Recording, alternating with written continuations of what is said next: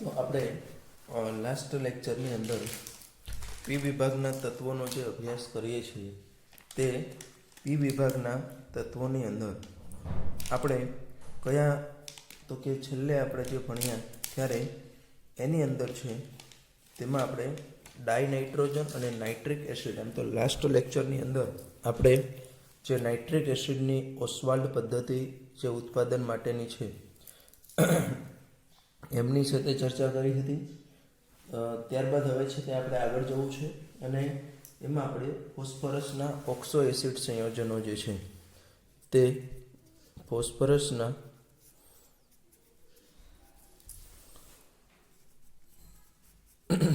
Oxo acid સંયોજનો જે છે તેને આપણે અહીંયા ડિસ્કસ કરીશું. તો સામાન્ય રીતે આપણે આગળ કીધું કે ઓક્સો એસિડનો અર્થ શું થાય કે એસિડિકતા માટે જવાબદાર જે આપણો હાઇડ્રોજન છે તે OH સ્વરૂપે હોય, તે જો OH સ્વરૂપે અસ્તિત્વ ધરાવતો હોય તો એવા સંયોજનોને આપણે ઓક્સો એસિડ કહીએ છીએ. અહીંયા પર્ટિક્યુલર છે તે આપણે ફોસ્ફરસ છે તેને ધ્યાનમાં લેવાનું છે. સામાન્ય રીતે બધા જ ફોસ્ફોએક્સાઇડમાં આ પ્રકારના બંધ હોઈ શકે, POH. એક આ બંધ દરેકમાં ફરજિયાત છે, P ડબલ બોન્ડ O. બાકીના જે છે તે ઓક્સિજન હોય તેટલા POH બંધ હોય. એક આ બંધ મેં કીધું તે રીતનું ફરજિયાત P ડબલ બોન્ડ O. એક છે તે આપણો POH બંધ હોય છે. પછી બાકી જો રહી જતા હોય તો હાઇડ્રોજનમાં PH બંધ પણ જોવા મળશે. અને અમુક કિસ્સાઓમાં અમુક જે આપણે ભણીશું એમાં P ફોસ્ફરસ વચ્ચે પણ બંધ હોય છે. તો આ દરેક ઓક્સો એસિડની અંદર આટલા પ્રકારના બંધ, એમાં આ બે કોમનલી છે. જ્યારે સેટિસ્ફાઈડ ન થતું હોય ત્યારે આપણે PH બંધ, અને આપણે ડાય એસિડ કોઈ હોય તો એમાં આપણે ઘણી વખત છે તે PP પ્રકારનો બંધ જે છે તે પણ આપણને જોવા મળતો હોય છે. હવે આપણે 1 by 1 જે છે તેને આપણે છે તે અભ્યાસ કરતા જઈએ.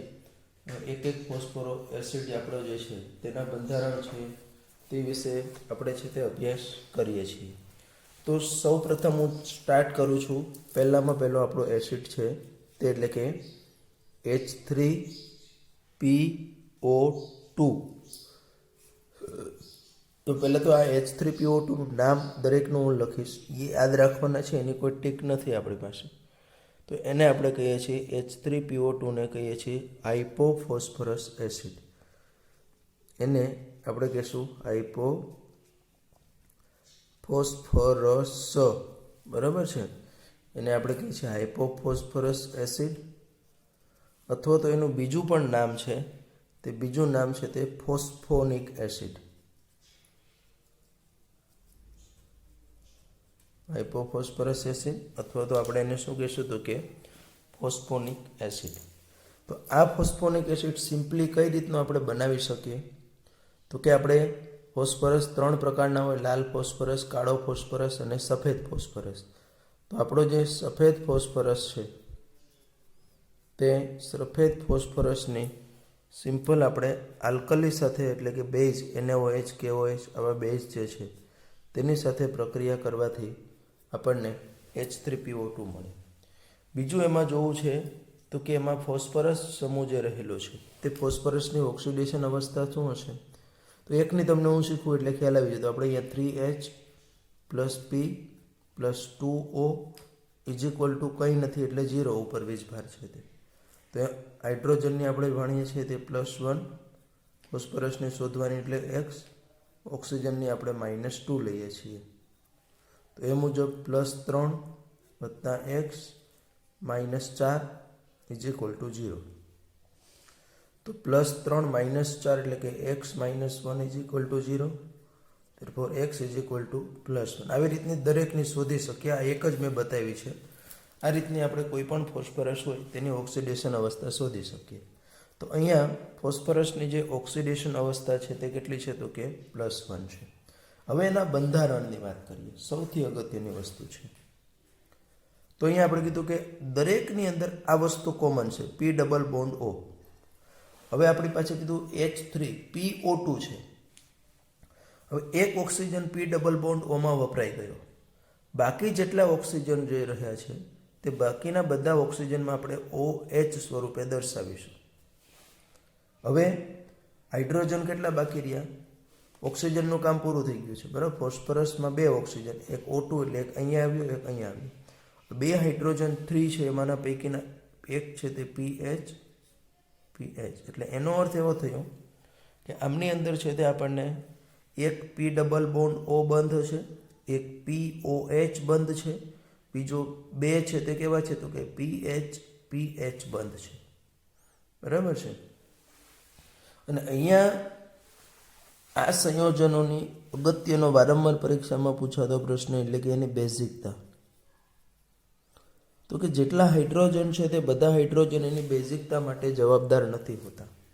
માત્ર ને માત્ર જે હાઇડ્રોજન આપણો OH સ્વરૂપે અસ્તિત્વ ધરાવતો હશે તે OH સ્વરૂપે અસ્તિત્વ ધરાવતો હાઇડ્રોજન જ એમની એસિડિકતા અથવા તો એસિડિક સ્વભાવ માટે કેવો હશે તો કે જવાબદાર હશે.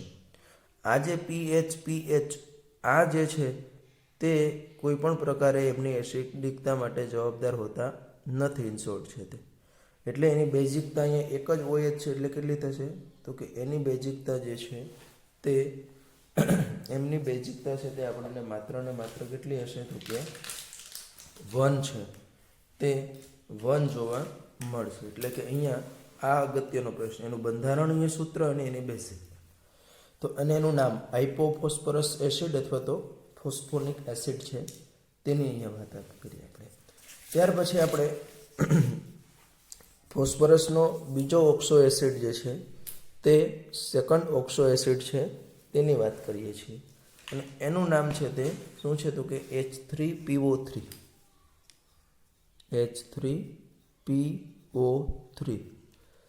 ઓલું PO2 હતું તો H3PO3 છે તેનું નામ શું છે તો કે ઓર્થોફોસ્ફરસ એસિડ. આપણે એને શું કરતો તો કે ઓર્થોફોસ્ફરસ એસિડ, અથવા તો આ ઓર્થોફોસ્ફરસ એસિડનું આપણે બીજું નામ શું છે અને ફોસ્ફિનિક એસિડ કહેતા હતા, અને આપણે કહીએ છીએ ફોસ્ફોનિક એસિડ. અને આપણે શું કહીશું તો કે ફોસ્ફોનિક એસિડ. પહેલાંને આપણે કહેતા હતા ફોસ્ફિનિક એસિડ, આને આપણે કહીએ છીએ હાઇપોફોસ્ફરસ. પેલો H3PO2, આ ઓર્થોફોસ્ફરસ. હવે એની ઓક્સિડેશન અવસ્થા જુઓ તો 3 2 ને 6, 6 માંથી 3 ગયા એટલે કેટલી આવશે તો કે +3 છે તે જોવા મળશે. એનું બંધારણની જો વાત કરીએ તો આપણે કીધું કે એક તો આપણું કોમન છે P ડબલ બોન્ડ O ફોસ્ફરસની અંદર છે તે. હજી આપણી પાસે 2 ઓક્સિજન છે એટલે એક આ OH. હજી જેટલા ઓક્સિજન છે તેમાં જે હાઇડ્રોજન છે તે OH સ્વરૂપે હશે. હવે 3 ઓક્સિજન 1 2 3 પૂરા થઈ ગયા. હવે આવશે તે માત્ર શું આવશે બાકી રહ્યો તે હાઇડ્રોજન. આ બધાના આમ સમચતુષ્ફલકી આ રીતની ગોઠવણી. ફોસ્ફરસની આજુબાજુ જે પણ આ સમૂહો રહેલા છે તે દરેક સમૂહોની જે ગોઠવણી છે તે કેવી છે તો કે સમચતુષ્ફલકીય છે. તો આના બંધારણને આધારે આપણે કહી શકીએ કે એની જે બેઝિકતા જે છે એ બેઝિકતા શું હશે તો કે અહીંયા 2 OH સમૂહ આવેલા છે. તો 2 OH સમૂહ આવેલા હોવાને લીધે એની બેઝિકતા આપણે કેટલી ગણીએ છીએ 2 ગણીએ છીએ, બરાબર. બધા હાઇડ્રોજન છે તે ટૂંકમાં જવાબદાર નથી. આ PH બંધ છે તે એની બેઝિકતા માટે જવાબદાર નથી. સાથે સાથે આપણે એની બનાવટનું એક રહી ગયું, કઈ રીતનું કરીએ તો કે P2O3 ફોસ્ફરસ ઓક્સાઇડ છે તેની આપણે પાણી સાથે પ્રક્રિયા કરીએ તો P2O3ની પાણી સાથેની પ્રક્રિયાથી આપણને H3PO3 છે તે મળી આવે છે. ત્યાર પછી આપણે ફોસ્ફરસનો જે ત્રીજો ઓક્સો એસિડ છે તેની વાત કરીએ તો તે એટલે કે આપણે જોવું છે અહીંયા H3PO4. ક્રમમાં ચાલુ છું થોડું. H3PO2 જોયું, PO3 જોયું, હવે H3PO4.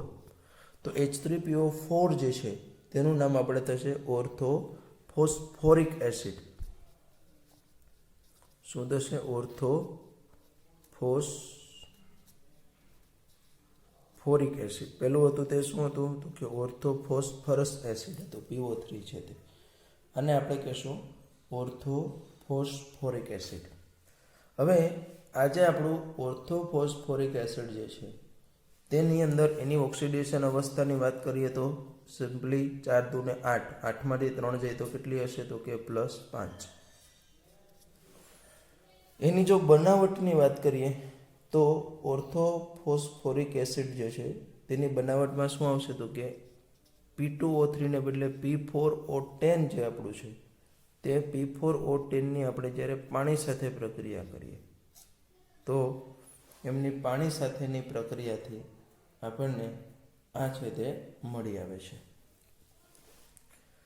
ત્યાર પછી એના બંધારણની જો વાત કરીએ તો અહીંયા P double bond O fix જ છે આપણું, પણ હવે આપણી પાસે કેટલા બાકી રહ્યા? 3 4માંથી એક P ડબલ બોન્ડ O સ્વરૂપે રહ્યું. હવે 3 બાકી રહ્યા, તો 3 જેટલા ઓક્સિજન છે તે બધા OH સ્વરૂપે, તો 3 આપણે છે તે OH સ્વરૂપે જે છે તે આપણને જોવા મળશે. અને એટલે આપણે એમ કહી શકીએ કે એમાં એક છે તે P ડબલ બોન્ડ O બંધ છે અને 1, 2 અને 3 બંધ છે. તે 3 બંધ એ સ્ટ્રક્ચર જોઈને જ ખબર પડી જાય આપણને. એટલે આ સૂત્ર આપણે યાદ રાખીએ. સૂત્રમાં સિમ્પલ છે, જેટલા પણ ઓક્સિજન હોય એક આપણે P ડબલ બોન્ડ O લખી દેવાનું, બાકીના જેટલા ઓક્સિજન છે તે OH. ઓક્સિજન પૂરા થઈ ગયા પછી PH, વધારે જો હાઇડ્રોજન રહી જતા હોય તો તે વધારાના હાઇડ્રોજન છે તે આપણે કયા તો કે PH બંધ જે છે તે PH બંધ સ્વરૂપે છે તેને આપણે લખવાના રહે છે.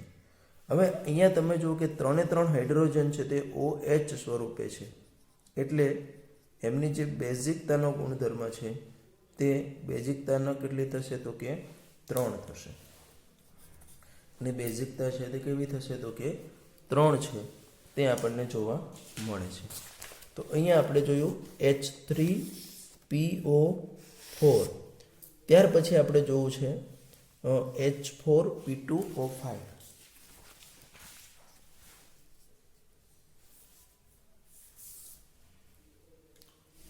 ને 4 નંબર ઉપર હવે આપણે આવીએ છીએ H4P2O5.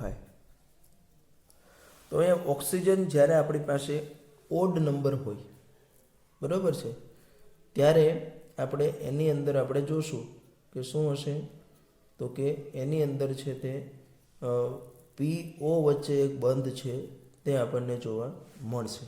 હવે એ પછી એના બંધારણમાં જોવાનું છે આપણે, પણ અત્યારે જે આપણે જોવાનું છે તે આપણે જોવાનું છે એનું બંધારણ, એનું નામ. તો H4P2O5 જે છે તે H4P2O5 છે તેનું નામ આપણે શું આપીએ છીએ તો કે એને કહીએ છીએ પાયરોફોસ્ફરસ એસિડ. શું આપણે કહીશું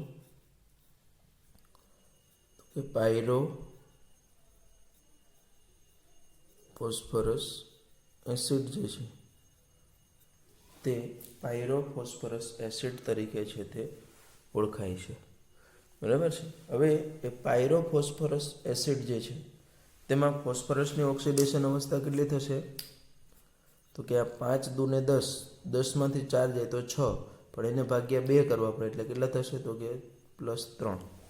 એમની જે ઓક્સિડેશન અવસ્થા છે તે કેટલી થાય તો કે +3 છે તે જોવા મળે છે. હવે એની બનાવટ કઈ રીતની થાય તો કે H3PO3 એટલે કે ઓર્થોફોસ્ફરસ એસિડ છે તેની PCl3 સાથે પ્રક્રિયા કરીએ. H3PO3 છે તેની આપણે જ્યારે કોની સાથે પ્રક્રિયા કરીએ તો કે PCl3 સાથે કરીએ તો એમાંથી આપણને છે તે શું મળે છે તો કે પાયરોફોસ્ફરસ એસિડ છે તે મળે છે. હવે એના જે બંધારણની વાત કરીએ તો એની અંદર આપણને શું મળશે તો કે 5 ઓક્સિજન છે, એટલે એમાં આ પ્રકારનું બંધારણ છે. P double bond O, OH, hydrogen 4 છે ને, એટલે 2 અહીંયા ને 2 અહીંયા, oxygen, phosphorus, P double bond O, H અને OH. તો તમે જોઈ શકો કે આની અંદર છે તે 2 P ડબલ બોન્ડ O બંધ છે બે છે તે PH બંધ છે આ, અને બે POH બંધ છે, બરાબર. એટલે ટૂંકમાં આપણું જે H3PO3 જે છે, H3PO3 એ H3PO3 નો આ ડાઈમર છે. પણ હંમેશા અહીંયા ઓડ નંબર એટલે કે એકી સંખ્યામાં ઓક્સિજન હોય ત્યારે POP બંધ હોય. જ્યારે અહીંયા ફોસ્ફરસ એક કરતાં વધારે હોય અને બેકી સંખ્યામાં જો આપણા ઓક્સિજન રહેલા હશે તો એવા સંજોગોમાં આપણે PP ડાયરેક્ટ ફોસ્ફરસ છે તે જોડાયેલો હશે. તો આ મુજબ એની જે બેઝિકતાની વાત કરીએ તો એમની જે બેઝિકતા જે છે તે બેઝિકતા અહીંયા બે OH ફ્રી છે એટલે કેટલી થશે તો કે એની બેઝિકતા છે તે આપણને 2 છે તે જોવા મળે છે.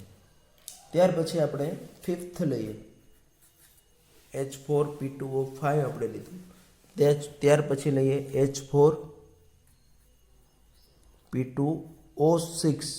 ચાલો, ઉપરના જેવું જ છે પણ O કેટલા છે ત્યાં 6 છે. તો 6 અહીંયા છે એટલે અહીંયા હું પાછું કહી દઉં. પહેલાં તો એની ઓક્સિડેશન એનું નામ આપણે આપી દઈએ. એને કહીશું આપણે હાઇપોફોસ્ફોરિક એસિડ. એને શું કહીશું આપણે તો કે હાઇપોફોસ્ફોરિક એસિડ.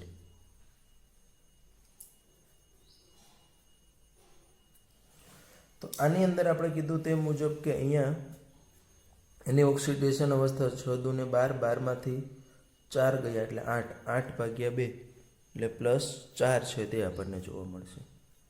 અહીંયા ફોસ્ફરસની જે ઓક્સિડેશન અવસ્થા છે તે કેટલી હશે તો કે +4 જે છે તે +4 છે તે જોવા મળશે. હવે એની જો બનાવટની વાત કરીએ તો H4P2O6માં લાલ ફોસ્ફરસની આલ્કલી સાથે પ્રક્રિયા કરીએ. લાલ ફોસ્ફરસની જ્યારે આલ્કલી સાથેની પ્રક્રિયા કરીએ તો એમાંથી આપણને છે તે આ હાઇપોફોસ્ફોરિક એસિડ જેને આપણે કહીએ છીએ તે હાઇપોફોસ્ફોરિક એસિડ જે છે તે મળી આવે છે. હવે અહીંયા મેં કીધું કે જો એકી સંખ્યામાં ઓક્સિજન હોય તો POP બંધ હોય, P2 હોય તો, અને અહીંયા P2 છે પણ બેકી સંખ્યામાં ઓક્સિજન છે એટલે વચ્ચે ઓક્સિજન લિંકેજ આવી નહીં હોય પણ એમાં ડાયરેક્ટ ફોસ્ફરસ બંધ, એટલે આવું થશે. એક તો આ P ડબલ બોન્ડ O 6 છે એટલે આપણી જે એક OH એક 2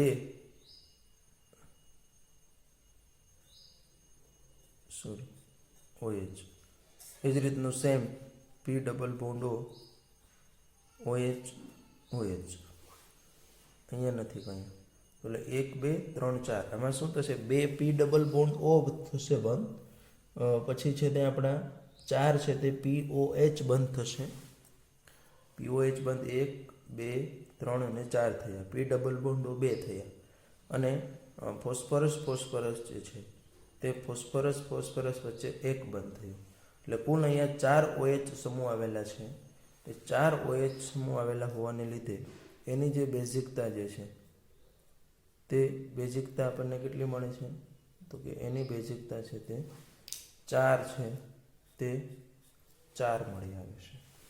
તો આ રીતનું આપણને H4P2O6 જે છે એની બેઝિકતા પણ આપણને 4 મળે છે, જેને આપણે હાઇપોફોસ્ફોરિક એસિડ તરીકે છે તે ઓળખીએ છીએ. ત્યાર પછી આપણે લેવું છે H4P2O7. O6 પછી આપણે શું લઈએ તો કે 5 પછી આપણે 6 નંબર ઉપર જઈએ.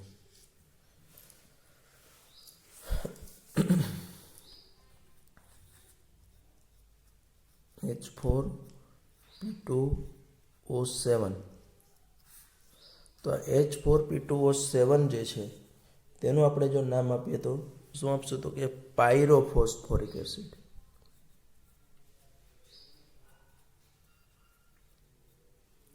પાયરોફોસ્ફોરિક એસિડ. પાયરોફોસ્ફોરિક એસિડ જે છે તે પાયરોફોસ્ફોરિક એસિડની જો ઓક્સિડેશન અવસ્થાની વાત કરીએ તો 7 2 ને 14, 14માંથી 4 ગયા એટલે 10, 10/2 એટલે કેટલા થશે તો કે +5. તો આની ઓક્સિડેશન અવસ્થા છે તે કેટલી હશે તો કે +5 હશે.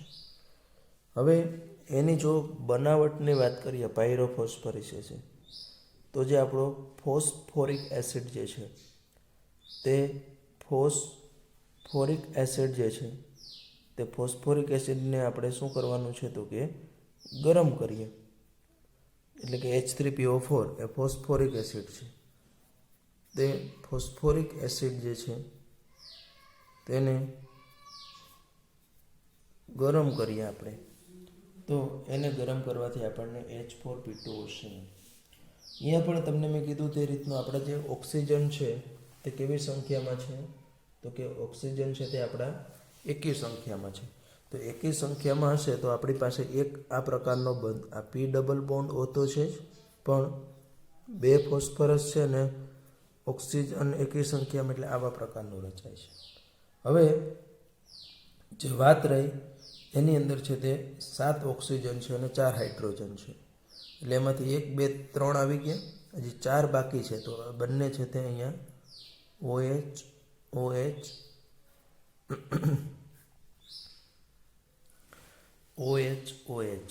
આ સ્વરૂપે જે છે તે આ સ્વરૂપે આપણું એમનું એક્ઝિસ્ટન્ટ જે છે તે આપણને જોવા મળશે. હવે તમે જોઈ શકો કે અહીંયા 4 હાઇડ્રોક્સી સમૂહ આપણા જે છે, એટલે કે 4 OH POH બંધ જે છે તે આપણને જોવા મળે છે. તો 4 POH બંધ જોવા મળે એટલે આપણે એવું કહી શકીએ કે એમની જે બેઝિકતા જે છે તે કેટલી હશે તો કે 4. એની જે બેઝિકતા છે તે આપણને કેટલી જોવા મળશે તો કે 4 જે છે તે 4 એમની બેઝિકતા જોવા મળશે. ત્યાર પછી આપણે આગળ જઈએ તો હજી એક આપણે લેવો છે એમનો 7 નંબર ઉપર જઈએ. એમાં આપણે જોયું સાયક્લોટ્રાયમેટાફોસ્ફોરિક એસિડ, બરાબર છે. સાયક્લોટ્રાયમેટાફોસ્ફોરિક એસિડ એટલે n નંબર ઓફ ટાઈમ થાય છે તે પોલિમેરિક. આમ તો મેટાફોસ્ફોરિક ખાલી એસિડ લઈએ તો મેટાફોસ્ફોરિક એટલે HPO3 જે છે એ HPO3 n number of times આ ઘણી વખત પૂછે એટલે આને લઈ લઉં છું. આને આપણે કહીએ છીએ મેટાફોસ્ફોરિક એસિડ.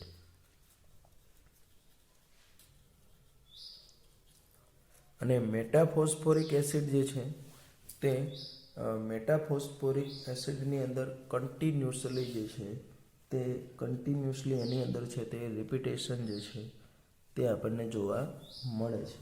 શેનું રિપીટેશન જોવા મળે છે તો કે એમાં n નંબર ઓફ ટાઈમ્સ એટલે કે પોલિમેરિક સ્વરૂપે જે છે તેની અંદર છે તે આપણને સામાન્ય રીતે P double bond O HPO3 એટલે કે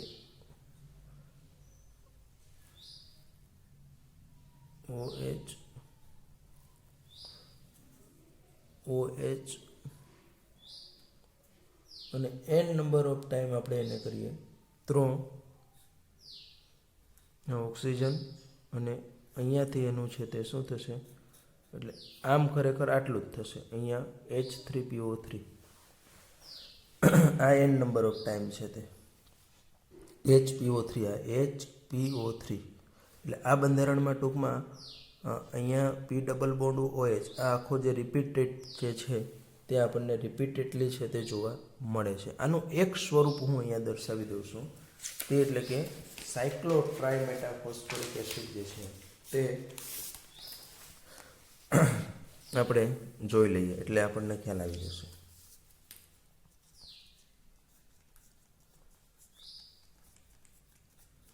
સાયક્લોટ્રાયમેટાફોસ્ફોરિક એસિડ.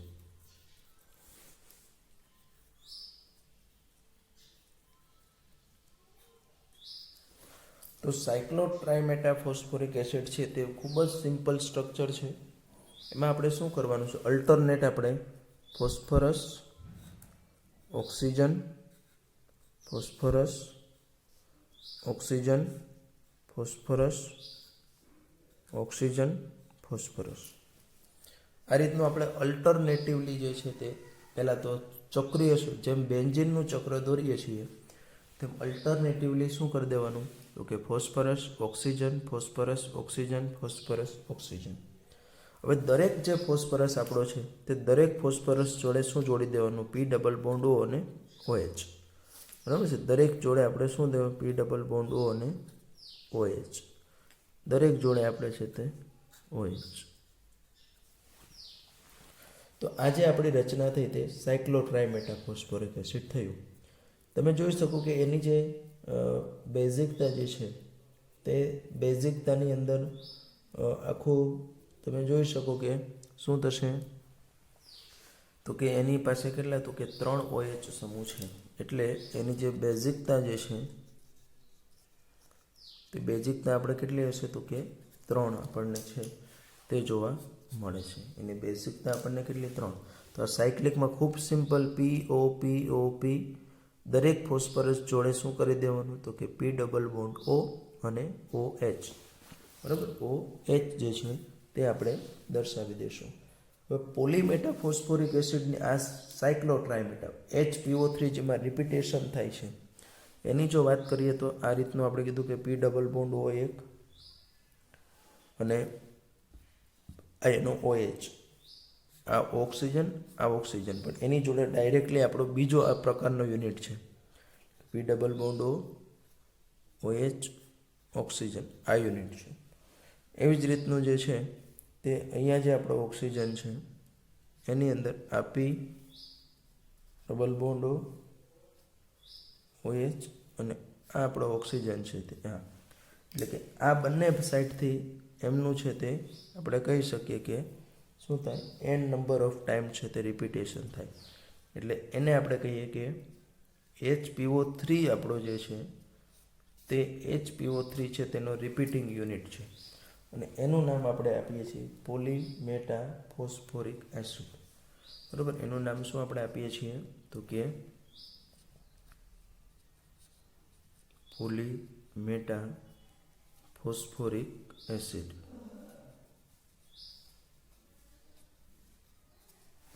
તો આ રીતનું પોલીમેટાફોસ્ફોરિક એસિડ એટલે અહીંયા આપણે ફોસ્ફરસના જે દરેક ઓક્સો એસિડ જે છે તે દરેક ઓક્સો એસિડ છે તેમનો વિગતવાર વ્યવસ્થિત છે તે અભ્યાસ કર્યો. ખાસ કરીને એનું બંધારણ અને એનું નામ જે છે ઘણી વખત આપણને સૂત્ર ના આપવામાં આવે, ડાયરેક્ટ એનું નામ આપવામાં આવે કે ભાઈ પાયરોફોસ્ફોરિક એસિડનું બંધારણીય સૂત્ર દોરી અને તેની બેઝિકતા કેટલી છે તે દર્શાવો.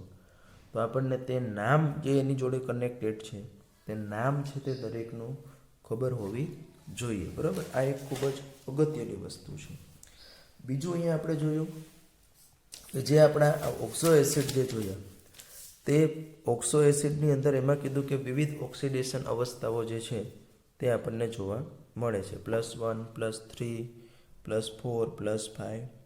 તો આ વિવિધ ઓક્સિડેશન અવસ્થાઓ હોવાને લીધે સૌથી નીચી ઓક્સિડેશન અવસ્થાવાળો અને સૌથી ઊંચી ઓક્સિડેશન અવસ્થાવાળો આ સિવાયના જે કાંઈ ફોસ્ફોરિક એસિડ જે છે તેઓ શું પામે છે તો કે વિસ્મીકરણ પ્રક્રિયા જે છે તે વિસ્મીકરણ પ્રક્રિયા પામે છે.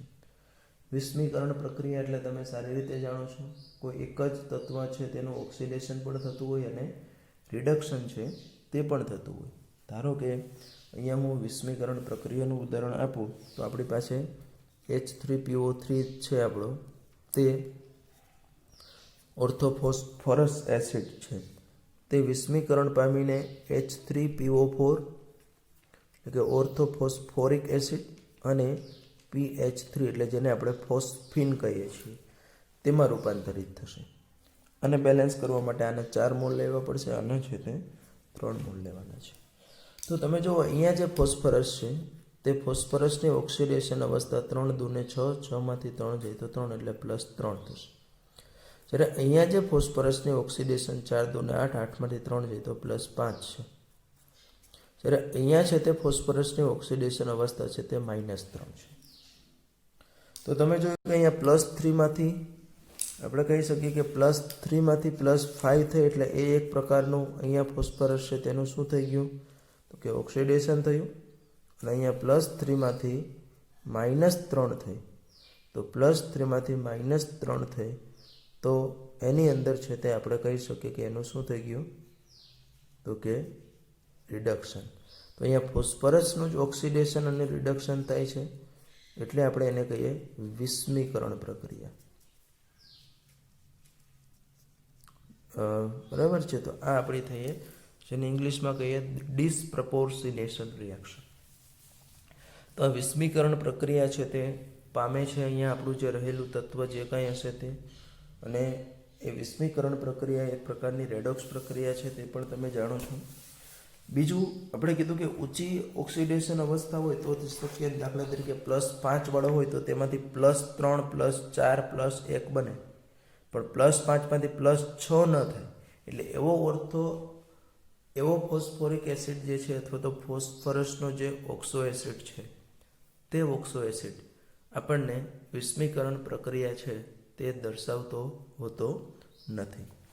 આ ઉપરાંત આપણે જે એમાં અમુક જે જોઈએ કે અમુક જે ફોસ્ફોર એસિડ જે છે તેની અંદર pH બંધ છે. તો આ pH બંધ જેમાં હોય એની અંદર અહીંયા ઓક્સિજન ઇન્સર્ટ થઈ શકે છે.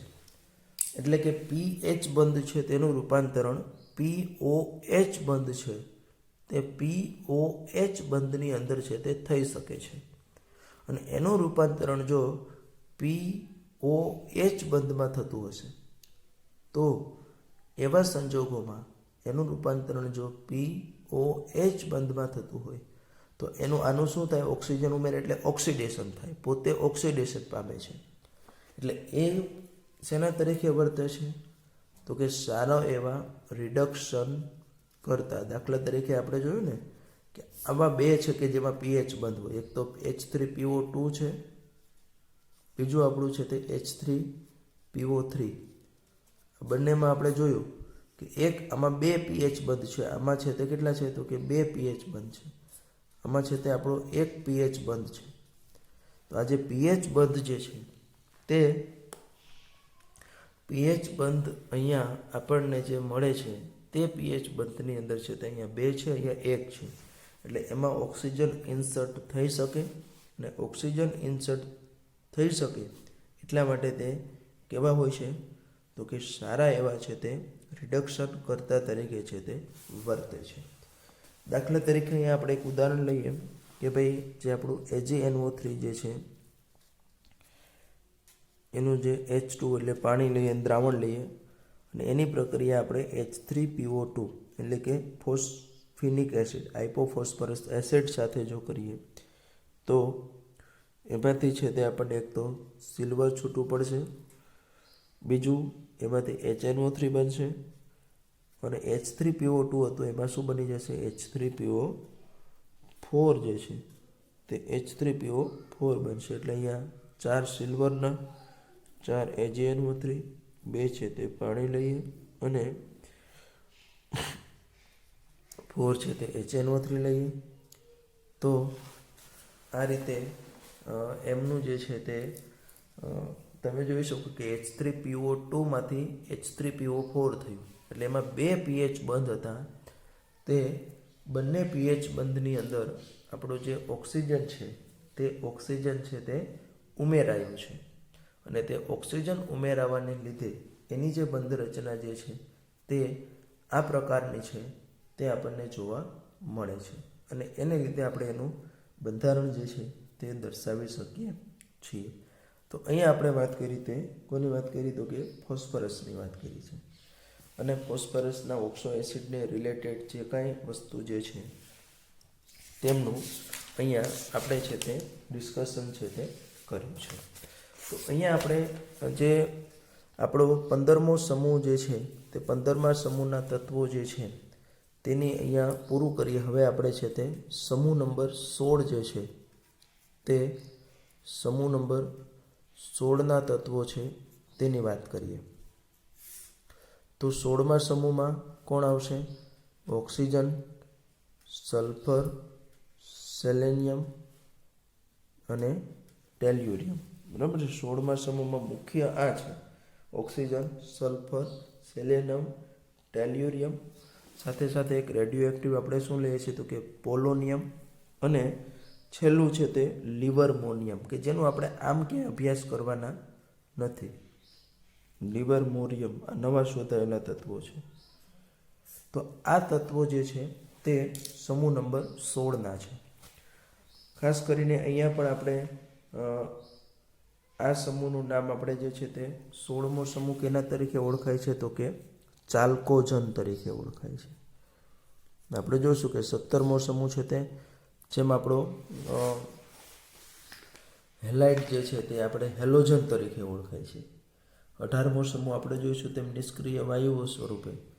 પહેલો સમૂહ આલ્કલી ધાતુ તત્વ છે. તેમ આ જે 16મો સમૂહ છે તે 16મો સમૂહ છે તે ચાલ્કોજન જે છે તે ચાલ્કોજન તરીકે છે તે ઓળખાય છે.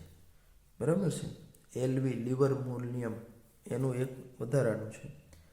હવે એની જો ઇલેક્ટ્રોન રચનાની વાત કરીએ તો ઇલેક્ટ્રોન રચનામાં માટે આપણે કીધું કે એક તો એનો પરમાણુ ક્રમાંક, તો ઓક્સિજનનો તમે જાણો છો 8. પછી આપણે આગળ જેમ મેં તમને કીધું છે એમાં આપણે શું તો કે 8, 18, 18 અને 32 ઉમેરી દઈએ તો એમાંથી આપણને છે તે શું મળશે તો કે એમાંથી આપણને એનો ક્રમશઃ છે તે પરમાણુ ક્રમાંક મળતો જ. એટલે 8 ને 8 16, 16 ને આપણે 18 કરીએ તો 34, 34 ને પાછા 18 કરીએ તો 52, ને 52 ને 18 કરીએ તો 84 છે તે આપણને જોવા મળશે. હવે એની ઇલેક્ટ્રોન રચનાની વાત કરીએ તો આમ તો આપણે જેમ 15મા સમૂહમાં જોયા તેમ ત્યાં આપણું બધામાં NP3 મળતું હતું, અહીંયા NP4 મળશે.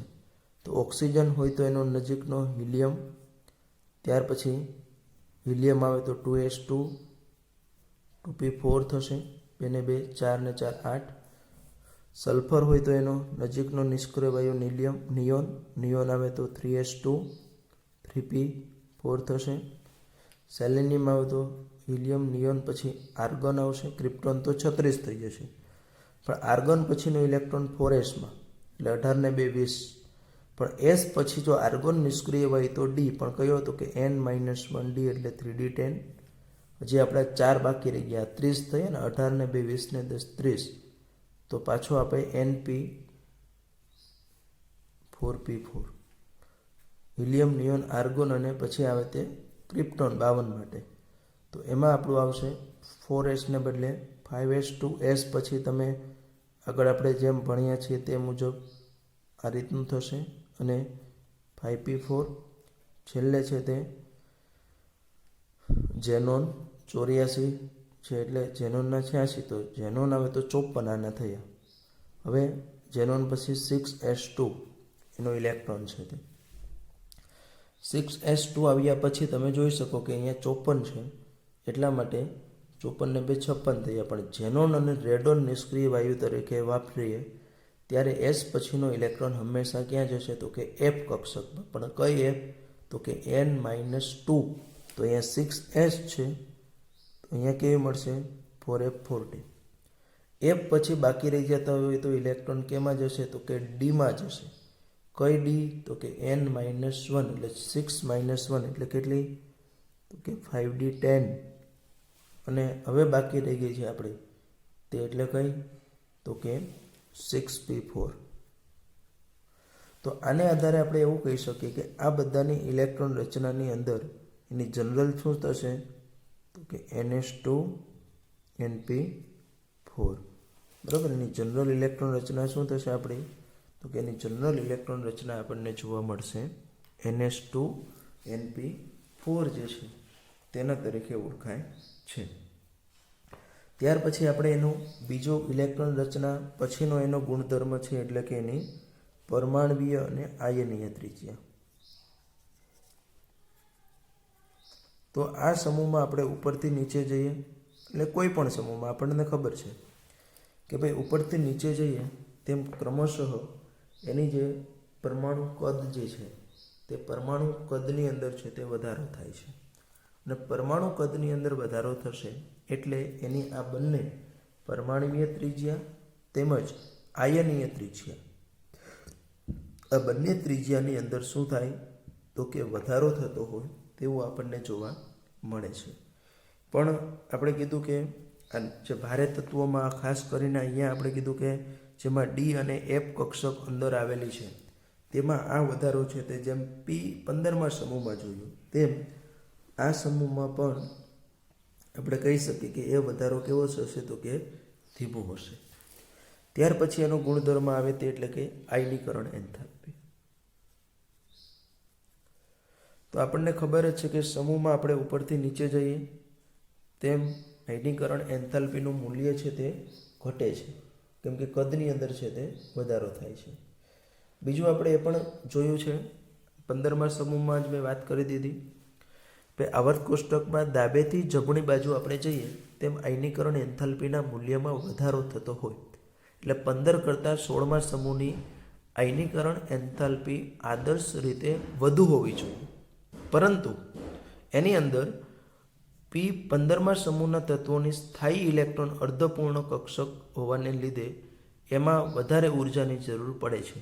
એટલે 16મા સમૂહ કરતાં પણ 15મા સમૂહના તત્વોની જે આયનીકરણ એન્થાલ્પીનું મૂલ્ય છે તે કેવું હોય છે તો કે વધારે હોય છે. ત્યાર પછી ઇલેક્ટ્રોન પ્રાપ્તિ એન્થાલ્પી.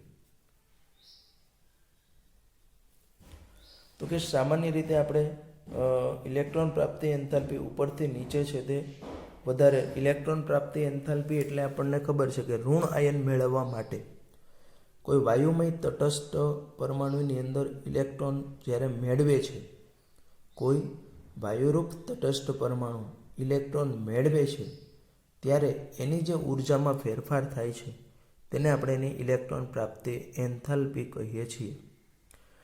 પણ આજે આપણી ઇલેક્ટ્રોન પ્રાપ્તિ એન્થાલ્પી જે છે તે ઇલેક્ટ્રોન પ્રાપ્તિ એન્થાલ્પી છે તે મોટાભાગે ઋણ છે, કેમ કે આ દરમિયાન ઉષ્મા છે તે મુક્ત થતી હોય છે. એટલે કે એ પ્રક્રિયા છે તે કેવી છે તો કે ઉષ્મા ક્ષેપક પ્રક્રિયા છે. એટલે આપણે કહી શકીએ કે મોટાભાગે આ ઋણ હોય છે. એટલે ઇન જનરલ તમે આવર્ત કોષ્ટકમાં ઉપરથી નીચે જેમ જાવ તેનું એનું જે ઋણ મૂલ્ય છે તે વધે છે. પણ અહીં એક અપવાદ છે કે ભાઈ ઓક્સિજન જે છે તે ઓક્સિજન કરતાં સલ્ફર છે તેની વધારે હોવાને બદલે કેવી છે તો કે ઓક્સિજનની છે તે ઇલેક્ટ્રોન પ્રાપ્તિ એન્થાલ્પીનું મૂલ્ય છે તે સલ્ફર કરતાં કેવું છે તો કે ઓછું છે. એનું કારણ શું તો કે ઓક્સિજન માટે N બરાબર કેટલા છે આપણે જો ઇલેક્ટ્રોન રચનામાં 2 છે, સલ્ફર માટે N બરાબર 3 છે. એટલે કદ છે તે કેવું છે તો કે મોટું છે, અહીંયા નાનું છે.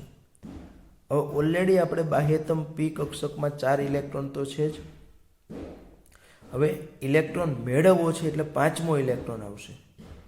તો 5મો ઇલેક્ટ્રોન આવે તો સલ્ફરનું મોટું કદ હોવાને લીધે તે સમાઈ શકે છે. પરંતુ ઓક્સિજનનું કદ નાનું હોવાને લીધે 5મો ઇલેક્ટ્રોન જ્યારે આવશે ત્યારે એ વધારે ઇન્ટરફિયરન્સ કરશે, અથવા તો આપણે કહી શકીએ કે એમને સરળતાથી આપણે એમાં છે તે સમાવી શકતા નથી. બરાબર છે, સરળતાથી આપણે એમને તેમાં સમાવી શકતા નથી. એટલે અપવાદ રૂપે ઓક્સિજનની જે ઇલેક્ટ્રોન પ્રાપ્તિ એન્થાલ્પીનું મૂલ્ય છે તે ખરેખર છે તે વધુ હોવું જોઈએ. એને બદલે કેવું છે એટલે આ ક્રમ છે, oxygen is less than sulphur and sulphur is ઉપરથી નીચેનું મૂલ્ય છે તે ઘટતું જાય. એટલે સલ્ફર કરતાં પછી સેલેનિયમ, પછી ટેલ્યુરિયમ, પોલોનિયમ તો રેડિયો એક્ટિવ છે એટલે એના બહુ ગુણધર્મોનો આપણે અભ્યાસ છે તે અહીંયા કરવાનો નથી. આમ તો તમને આગળ મેં આ સમજાવ્યું છે ઇલેક્ટ્રોન પ્રાપ્તિ એન્થાલ્પી છે તેનું.